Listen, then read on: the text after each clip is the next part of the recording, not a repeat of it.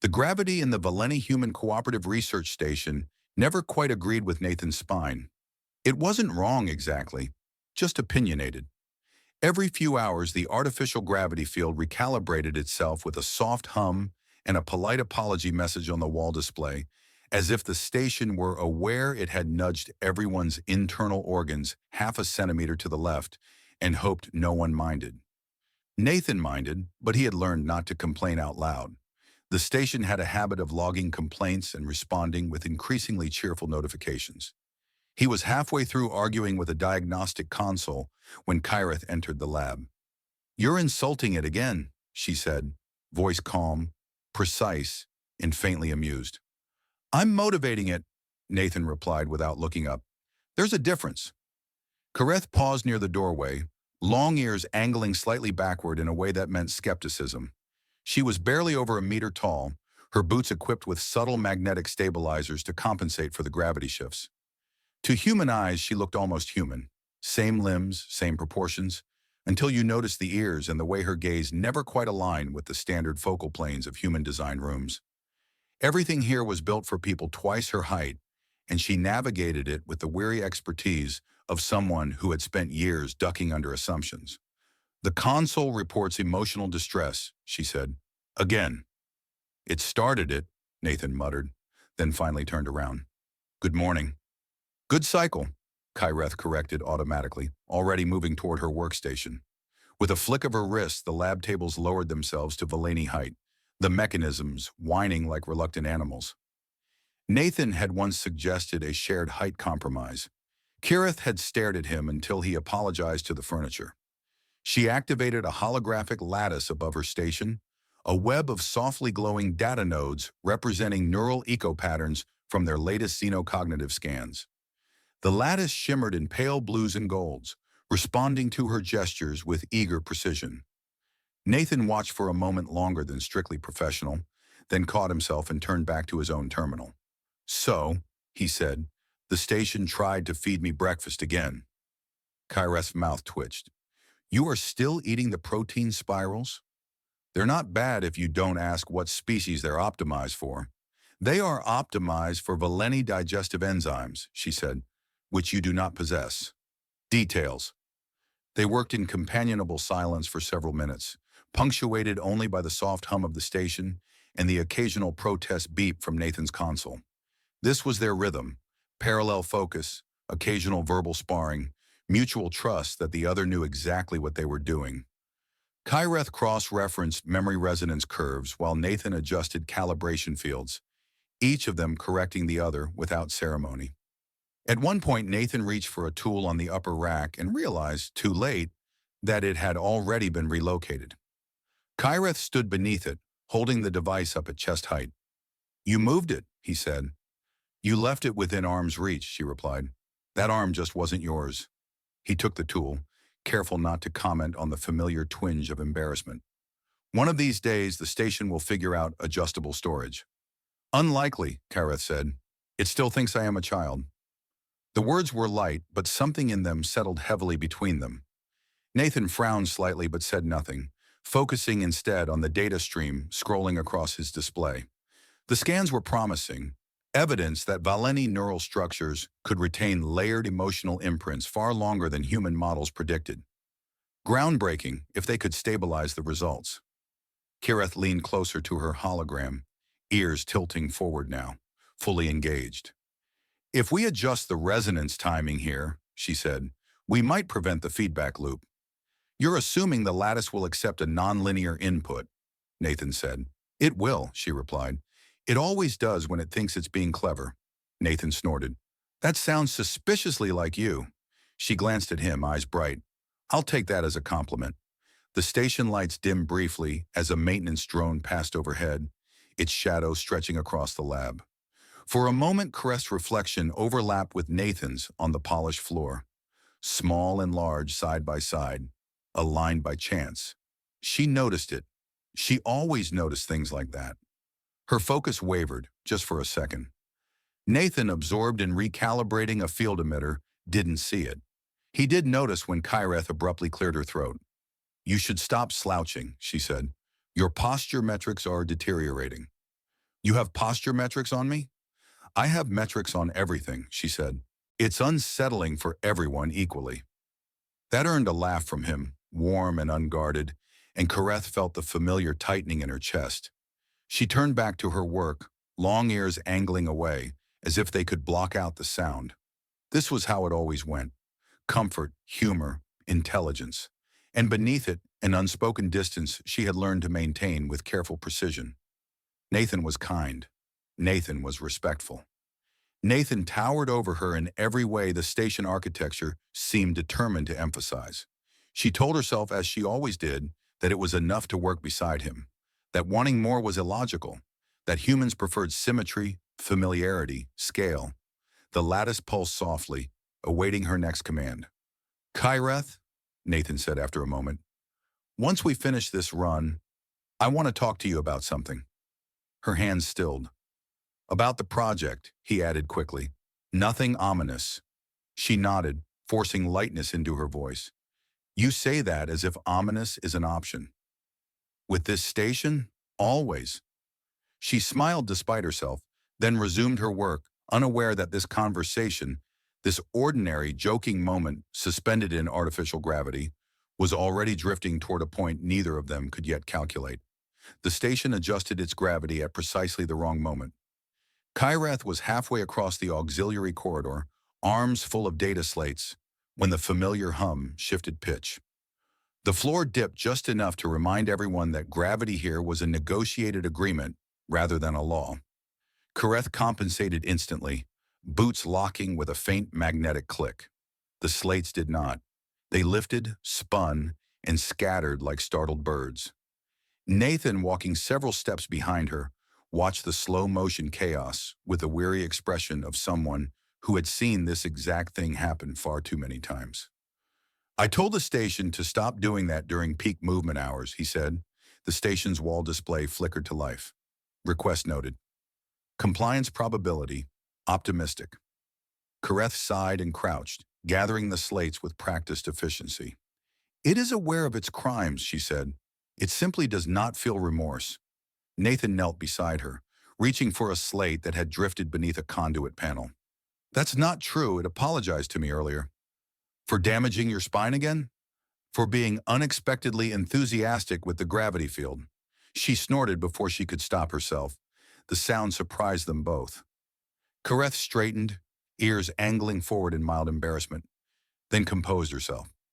They finished collecting the slates and continued down the corridor, the walls curving gently to accommodate the station's rotating rings.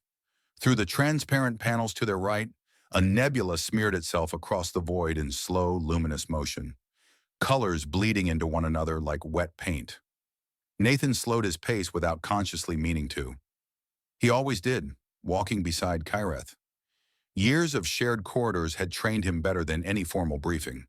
You're thinking loudly, Kyreth said. I am not. You are. Your forehead does that thing. He touched his forehead reflexively. This is discrimination. It is observation, she replied, the foundation of science.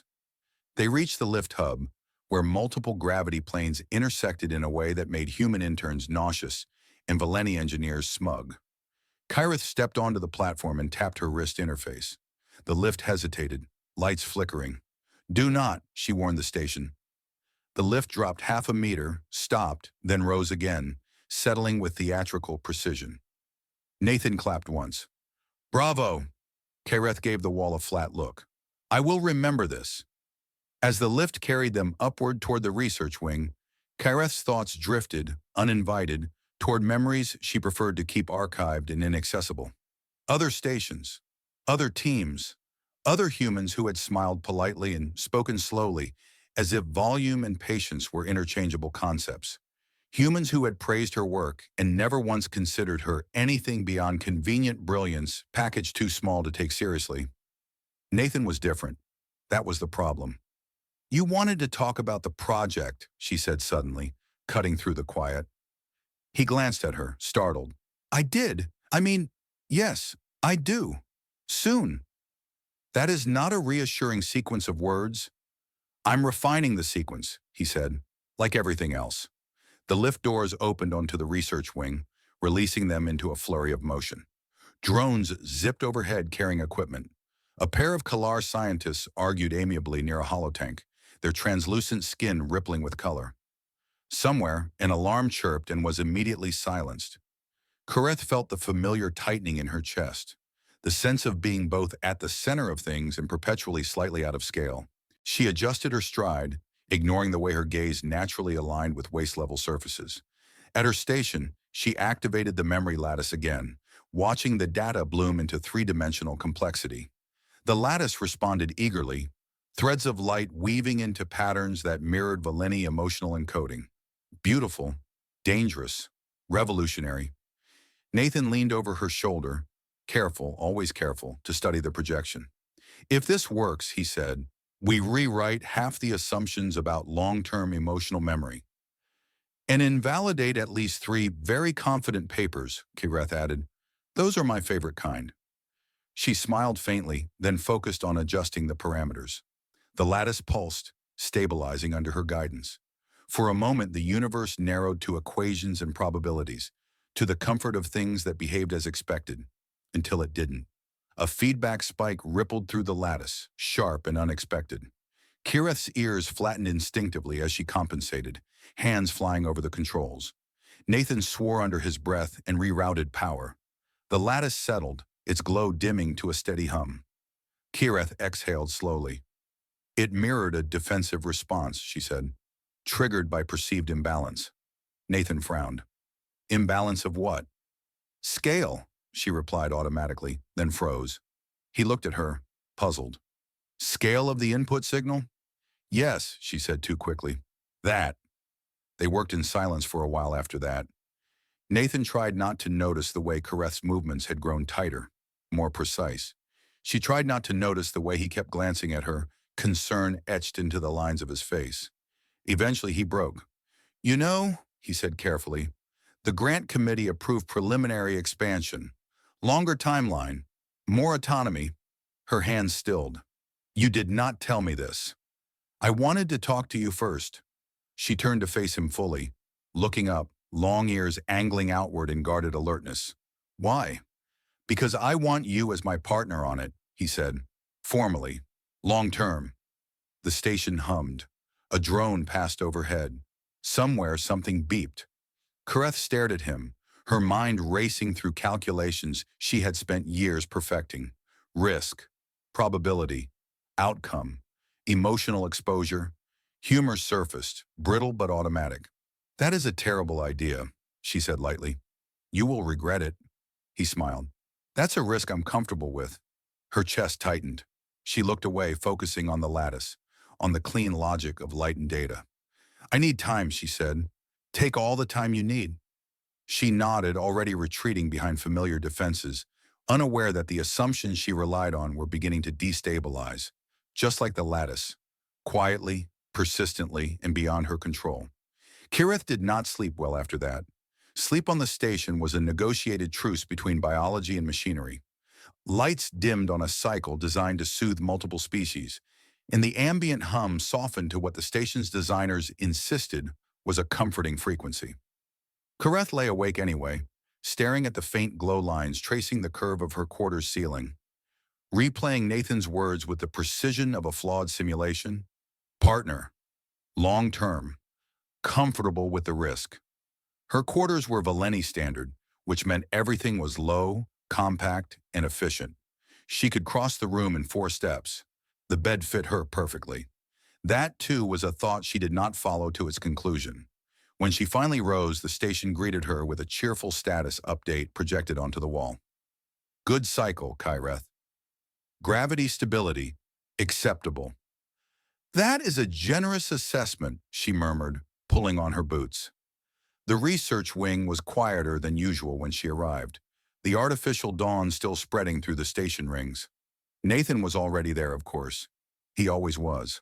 He stood at the central console, sleeves rolled up, hair doing the thing it did when he had run his hands through it too many times. You're early, he said, turning with a smile that faltered just slightly when he saw her expression. You are always early, she replied. I am merely adapting. He nodded, accepting that without comment. That was another thing about him. He rarely pressed when she deflected. It was polite. It was infuriating. They fell into work because that was safe. Nathan adjusted field stabilizers, while Kyreth fine-tuned the memory lattice parameters. The lattice responded better today, threads of light weaving into more stable configurations. The science was elegant, almost beautiful, and for a while it distracted her from the noise in her thoughts. Almost. About the partnership, Nathan said eventually, carefully casual. Kyreth's hands paused mid-gesture. I am aware of what it is about, she said. You need not reintroduce the subject like a malfunctioning alert. He smiled faintly. I just wanted to be clear that there's no pressure. There is always pressure, she said. You are human. Your species radiates it. That's not true, he said. We also radiate heat and anxiety. She snorted despite herself, then caught the sound and frowned, as if betrayed by her own amusement. She turned to face him, ears angling outward in a posture that signaled seriousness among the Valeni. You assume this is simple, she said. It is not. I didn't say it was. You did not have to. The lattice pulsed softly between them, as if listening. Kyreth gestured, collapsing it into a standby state. She needed to speak before she lost her nerve. You are tall, she said. Nathan blinked. Yes. You are very tall, she continued. The station architects agree. He glanced at the ceiling, then back at her. I don't think that's what this is really about. It is, she said firmly, among other things. She paced a short, tight circuit of the lab, boots clicking softly against the floor. Humans prefer symmetry, proportion, familiar scales. You look at me and see a colleague, a convenient intellect, someone who fits neatly into your work, if not into your world. That's not... Let me finish, she snapped, then winced. Please. He closed his mouth, hands lifting in surrender. I have worked with humans for most of my adult life, she went on. I am praised. I am trusted. I am not chosen. I know the pattern. You ask me to partner long-term, to bind my professional future to yours, and you do not see the imbalance you are creating. Nathan studied her quietly. You think I'm offering you charity. I think, she said, voice tightening, that you are kind, and kindness is often mistaken for interest. The words hung between them, heavy and sharp. For a moment, the only sound was the station's distant hum and the faint ticking of a cooling conduit. Nathan exhaled slowly. Kyreth, he said, if this were charity, I would be very bad at it. She laughed, short and humorless. That is not reassuring. I'm serious, he said. You argue with me more than anyone on this station. You call my theories ambitious nonsense to my face. They are ambitious nonsense. Exactly, he said. If I wanted someone convenient, I'd pick someone who agreed with me. She stopped pacing and looked up at him. Really looked. The lines of his face were familiar now. The small scar near his eyebrow from a lab incident involving a Kalar nutrient gel and poor judgment. You do not look at me the way humans look at partners, she said quietly. How do humans look at partners? He asked. She hesitated. Images flickered through her mind. Humans walking side by side, matching strides, hands aligning naturally. Proportions that made sense in human design worlds. They look up level, she said. Nathan frowned. Kyreth, I've spent the last year adjusting my stride so you don't have to jog beside me. That is not the same thing. No, he agreed. It's better. She stared at him, caught off guard. Humor crept into his expression, gentle but sincere. Also for the record, if height determined compatibility, half the station would be legally single. Despite herself, she laughed, the sound escaping before she could restrain it. Her ears twitched in embarrassment. This is not a joke, she said, though her voice lacked conviction. I know, he said softly, but that doesn't mean we can't breathe while talking about it. She turned away, hands clenching at her sides. This was dangerous ground. Every word chipped at the careful structure she had built around her expectations. I cannot accept the partnership, she said finally. Nathan stiffened. Because of your height. Because of reality, she corrected. I will not anchor myself to an assumption that will eventually fail. He was quiet for a long moment, then he nodded. Okay, he said. The simplicity of the response startled her more than any argument would have.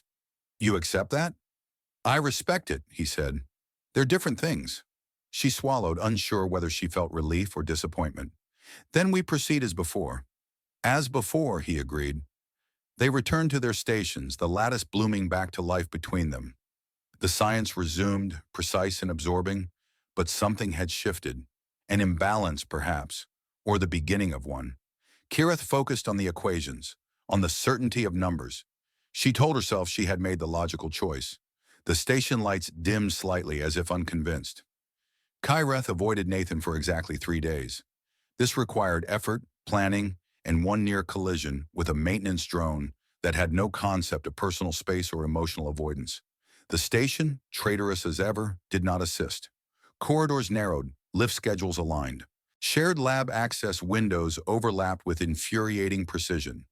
On the fourth day, the station sealed the matter.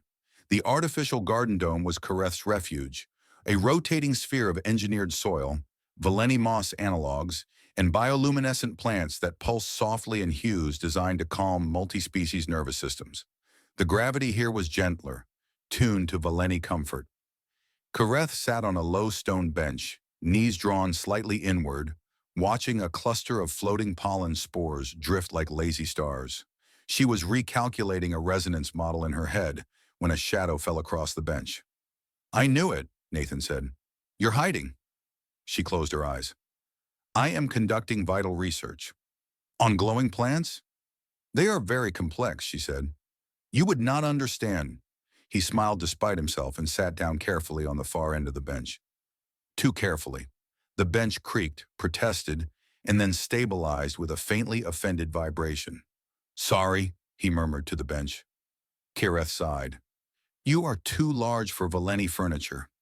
And yet I persist. They sat in silence for a moment, the dome's simulated sky slowly shifting from soft green to deep indigo. Kyreth told herself she would stand up. She did not. I didn't come to argue, Nathan said. I just missed working with you. That was unfair. She glanced at him, ears angling backward in warning. You see? This is exactly the problem. He blinked. Missing someone? You say things like that, she said, casually, as if they do not carry weight. They do, he said gently. That's why I'm saying them. She stood abruptly, pacing a short arc in front of him. You do not understand how this looks. To me, to others. I'm trying, he said. She stopped, fist clenched. Humans look at me and see an anomaly, a novelty, a professional curiosity. She cut herself off, breath sharp. You are different, and that makes it worse. He rose slowly, giving her space. Tell me. She laughed, brittle and strained. You want me to explain my insecurity in a garden full of glowing fungi? Honestly, he said, glancing around, it feels appropriate. Despite herself, a weak smile tugged at her mouth, then vanished. I have spent years being overlooked for reasons no one admits out loud, she said. I am brilliant, and it is never enough. You ask me to partner with you, to build something lasting, and you do not see how fragile that offer feels to someone like me? He frowned. Fragile how? She turned to face him fully, long ears angled outward, vulnerable. Because if I accept it believing there is something more, and I am wrong, then I lose more than a project. Understanding flickered across his face, slow and dawning. You think I couldn't want you? The words landed heavy and precise. Kyreth swallowed.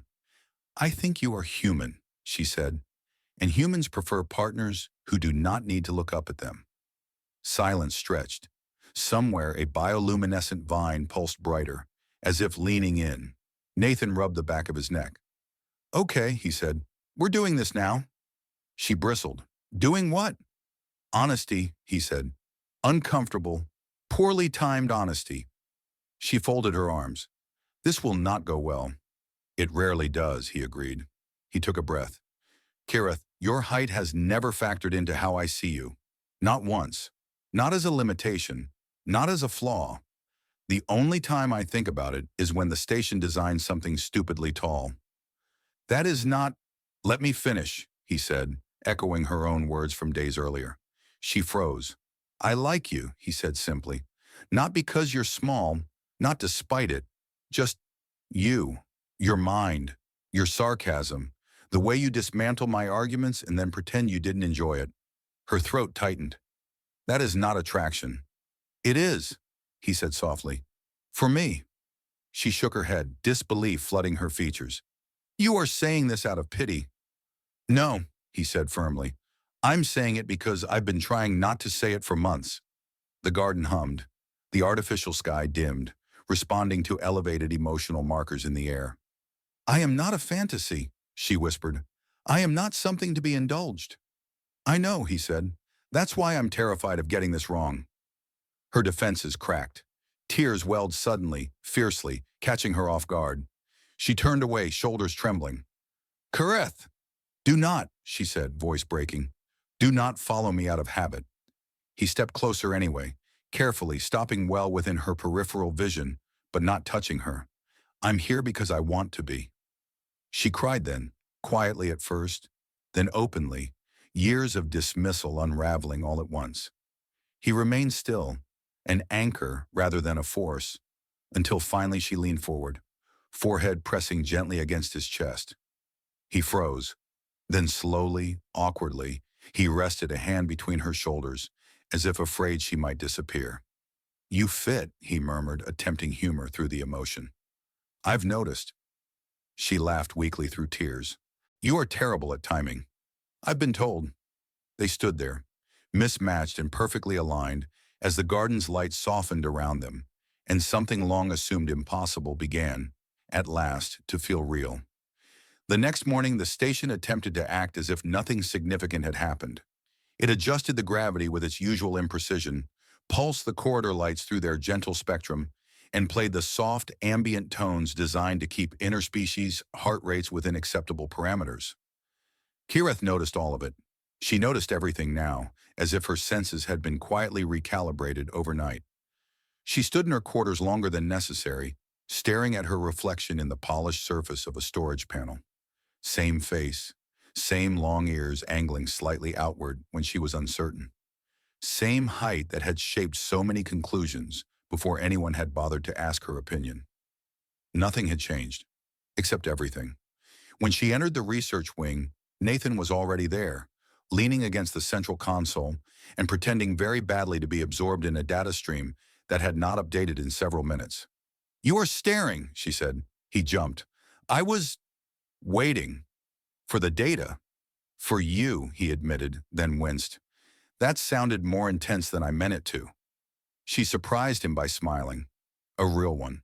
Small, cautious, but undeniably there. You are terrible at pretending nothing happened. So are you, he said, relief softening his voice. They moved into their familiar positions around the lab, an unspoken agreement settling between them. The memory lattice shimmered to life, responding eagerly to Kyreth's gestures.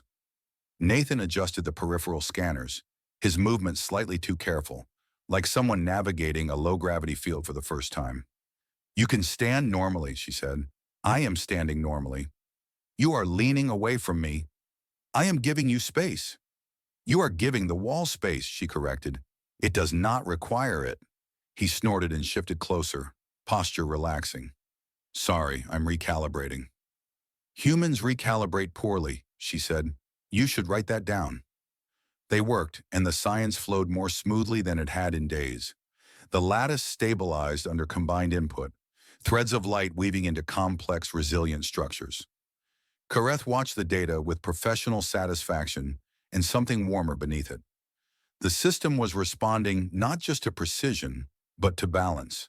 Two different cognitive models reinforcing one another. That's it, Nathan said quietly. Do you see that? Yes, she replied. It is adapting. Learning. Like us, he added, then immediately grimaced. I did it again. She shook her head, amused. You are allowed one metaphor per hour. He smiled, and the tension eased another fraction. During a scheduled break, they relocated to the secondary observation deck, a narrow platform overlooking one of the station's inner rings.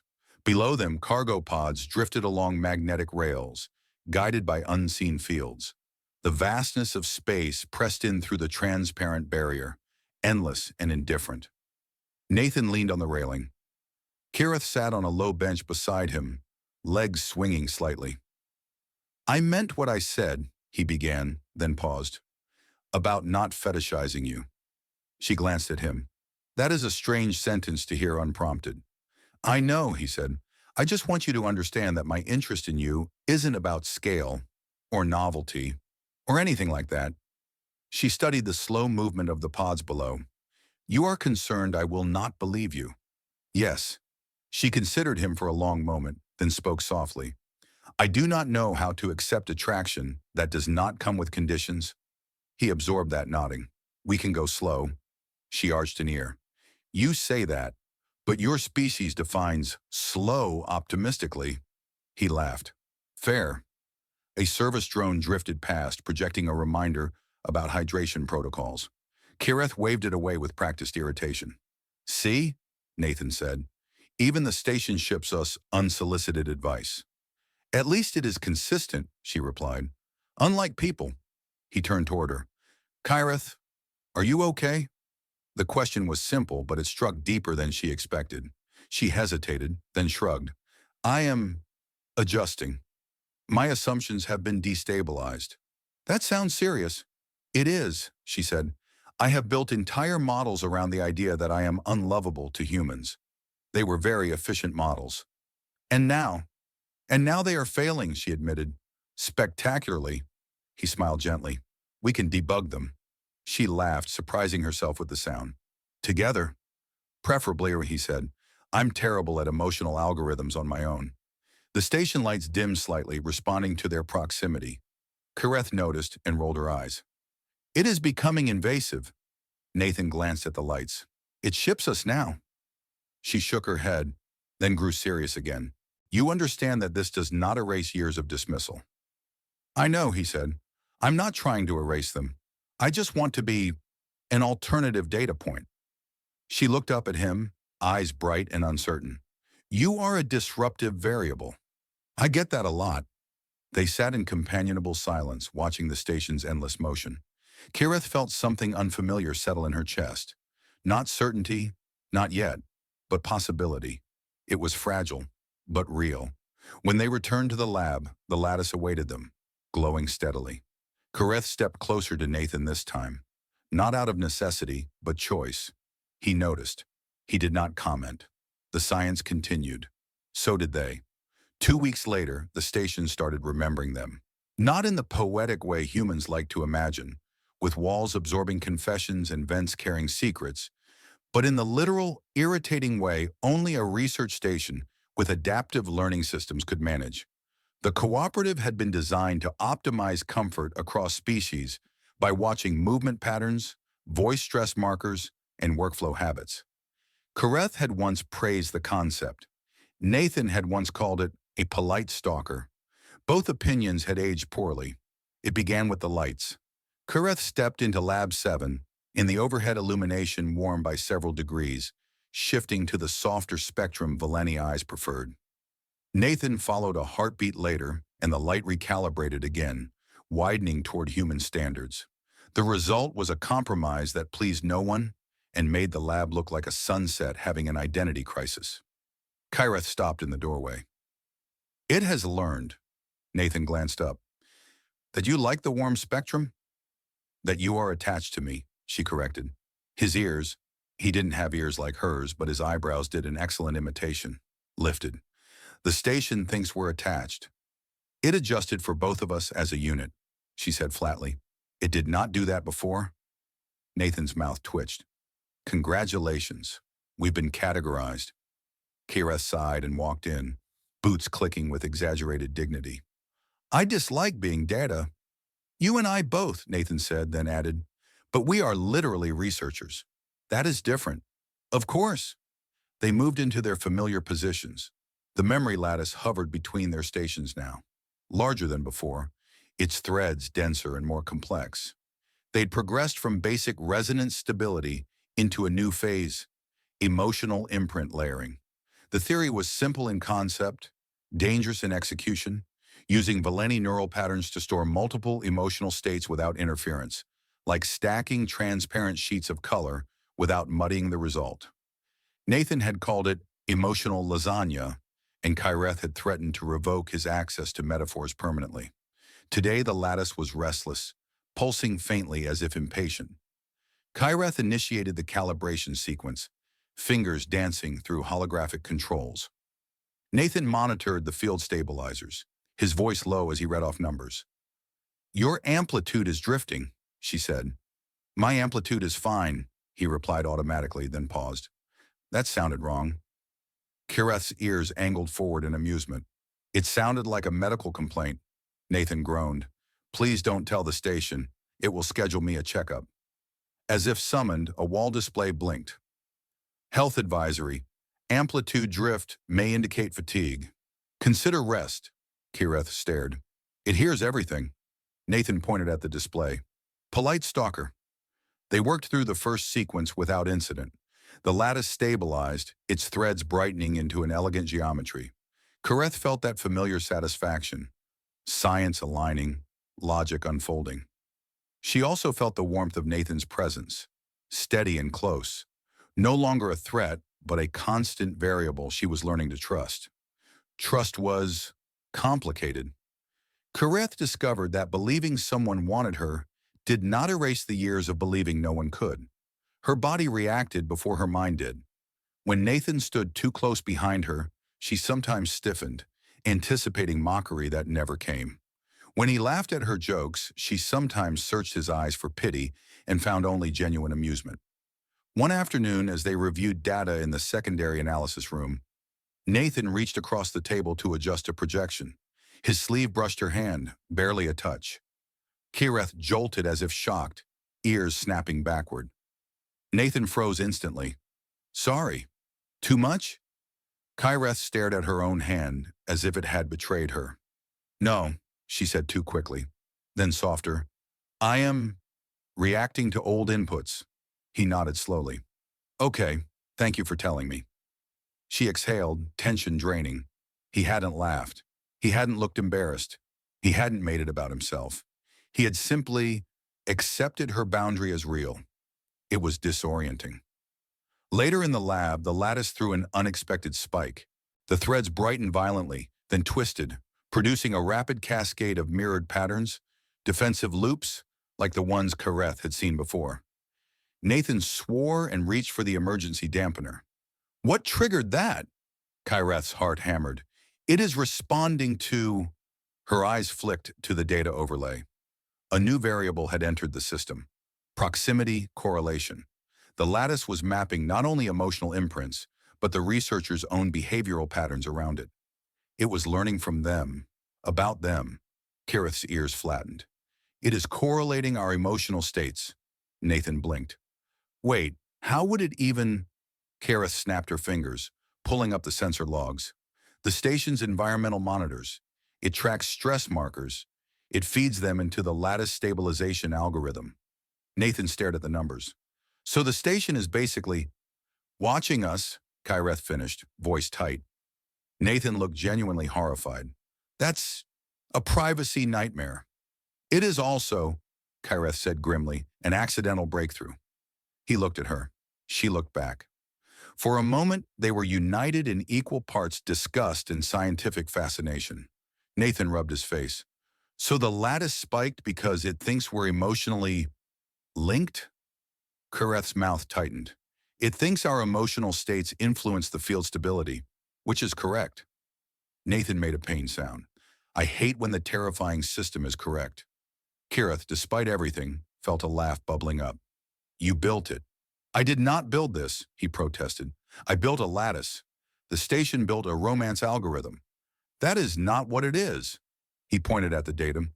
"It's literally tracking how your stress changes when I stand near you." Kyreth's ears flicked, heat rising to her face. "That is not romantic. That is neurobiology." "Sure," he said, smiling faintly. "And the way my heart rate increases when you call me ambitious nonsense is also neurobiology." She tried to glare, but the effort dissolved into reluctant amusement. Humor, she realized, was one of the only safe bridges between fear and trust. They isolated the proximity variable and rerouted the station's sensor feed through an anonymization filter, Nathan insisted. Kyreth pretended she didn't care while secretly relieved. The lights, however, continued their irritating compromises. That evening, after the lab cycle ended, they walked the corridor together toward the garden dome. Kyreth's stride matched Nathan's now without conscious thought. He had adjusted long ago. She was only just starting to let herself notice. "I keep waiting for the moment you realize you made a mistake," she said quietly. Nathan stopped walking. "Kyreth." She looked up, long ears angling outward, bracing. He spoke carefully as if placing something fragile down between them. "If you want reassurance, you can ask for it. You don't have to pretend you don't need it." Her throat tightened. "That feels indulgent." "It's communication," he corrected, "which for the record is a thing humans are famously bad at. So if I'm offering it, you should take advantage." Kyreth snorted. "You are not offering. You are confessing weakness. I prefer inviting collaboration." They reached the dome entrance. The doors slid open with a whisper, releasing warm air scented with engineered moss. The bioluminescent vines pulsed softly as they stepped inside, their light shifting again into that awkward middle ground. Kyreth looked at the vines, then at Nathan. "It is still doing it," Nathan sighed. "We really need to talk to station administration about this." Kyreth tilted her head, eyes bright with a hint of mischief. "And admit the station has officially identified us as a shared variable?" He groaned. "Please don't say it like that." She smiled, and for the first time the smile felt less cautious. "Shared variable," she repeated, savoring the phrase. Nathan looked at her, warmth in his eyes. "Yeah," he said softly. "Shared variable." Kyreth's chest loosened, just a little. The old models didn't vanish. They never would. But new data points kept arriving, steady and undeniable, until the failing assumptions had no choice but to evolve. The station recalibrated its gravity during the announcement, which felt appropriate. Kyreth stood at the edge of the central forum, long ears angled forward, hands clasped behind her back as the Cooperative Council's holographic seal dissolved into lines of light. Around her, representatives from half a dozen species shifted, murmured, or pretended not to fidget. Nathan stood a step behind her, close enough to be felt but not crowding, his presence steady in the way she had learned to recognize and rely on. "The Valeni Human Memory Lattice Project," the council interface intoned, "has been approved for full deployment." Applause followed, some of it enthusiastic, some of it diplomatic. Kyreth barely heard it. Her attention was fixed on the lattice projection blooming above the forum, a stabilized, elegant structure, no longer restless or volatile. It held layered emotional imprints without collapse, exactly as she had argued it could. She exhaled slowly. "You did it," Nathan murmured. "We did it," she corrected automatically, then paused. The word no longer felt strange. She glanced back at him, a small smile forming. "You may be included." "I feel honored." The council dismissed them with the usual formalities, and the crowd began to disperse. Kyreth felt a familiar tightening in her chest, anticipation braided with old doubt. Public recognition had never erased private assumptions. She had learned that lesson early. As they moved toward the exit corridor, a junior human researcher approached, eyes bright. "Dr. Kyreth," he said, then hesitated, glancing between her and Nathan. "Your presentation was incredible. I didn't realize the project was co-led." Kyreth waited. Old instincts told her what usually came next. Nathan opened his mouth, then stopped himself, glancing at her instead. She lifted her chin. "It is," she said evenly. "By design." The researcher flushed. "Of course. I mean, congratulations." He hurried off. Kyreth released a breath she hadn't realized she was holding. "You almost rescued me," she said. "I almost interfered," Nathan replied. "I'm learning." She nodded, genuinely pleased. Later in the garden dome, the bioluminescent plants glowed more brightly than usual, responding to the increased foot traffic and ambient emotional noise of celebration. Kyreth sat on her favored bench, feet dangling, while Nathan leaned against the stone railing nearby. "The station hasn't adjusted the lights yet," he noted. Kyreth glanced around. The illumination was neutral, balanced, not warm, not cool. "It has learned," she said. Finally. That or it's tired of us complaining. She laughed softly. The sound felt easier now, less guarded. Do you remember when I told you I couldn't accept the partnership? I remember, he said carefully. I believed it, she continued. I believed I was protecting myself. And now? She considered the question, watching the floating pollen spores drift lazily overhead. Now I understand that protection can become a prison if you never question it. He smiled. That's very wise. Do not encourage me, she said. I will become unbearable. I think that ship has sailed. They fell into comfortable silence, the kind that didn't demand filling. Kyreth felt the quiet certainty of where she was, who she was, with someone who did not measure her worth in units she had never chosen. I have been thinking, she said eventually. That's rarely a neutral statement. She flicked a bit of moss at him. I have been offered a permanent position with the cooperative. Nathan's posture stilled. You're leaving the station? No, she said. I would remain here. Lead the lattice integration across multiple sectors. He processed that, then nodded. That's incredible. It is also terrifying, she admitted. Visibility invites judgment. He met her gaze. You're ready. She searched his face for the quiet pity she once expected to find. It wasn't there. You say that because you believe it. Yes. She smiled, long ears angling outward in a relaxed arc. Then I will accept. The station chimed softly, an unsolicited notification scrolling across the nearest wall. Project status updated. Shared variable confirmed. Nathan groaned. It did not. Kyreth leaned back, amused. It did. We are never escaping this. She regarded the message, then him. I do not wish to. His expression softened. Neither do I. As the cycle dimmed toward artificial night, Kyreth felt the weight she had carried for so long finally redistribute. It did not vanish. It did not need to. It had simply found balance, like the lattice, like gravity, like herself. She stood, brushing off her hands, and looked up at Nathan without calculation, without apology. Come, she said. We have work to do. He offered his arm without thinking. She took it without hesitation. The station lights warmed just a fraction, then settled, as if satisfied at last.